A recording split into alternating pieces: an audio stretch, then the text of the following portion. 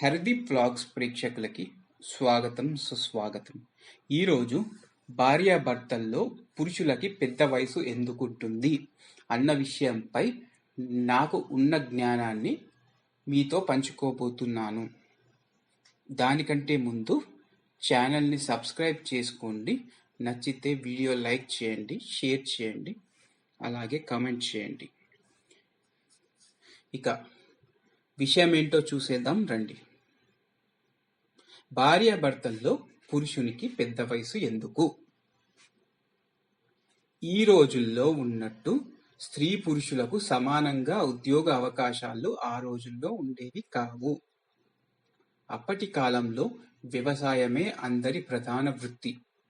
సంసారిక బాధ్యతల్లో కష్టించి పోషించాల్సిన బాధ్యత పురుషునిదే.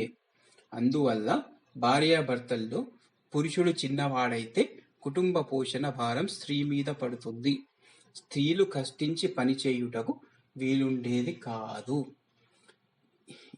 ఇది ఫ్రెండ్స్ అసలు రహస్యం. వీడియో మీకు నచ్చిందని అనుకుంటున్నాను. వీడియో చూసినందుకు ధన్యవాదాలు.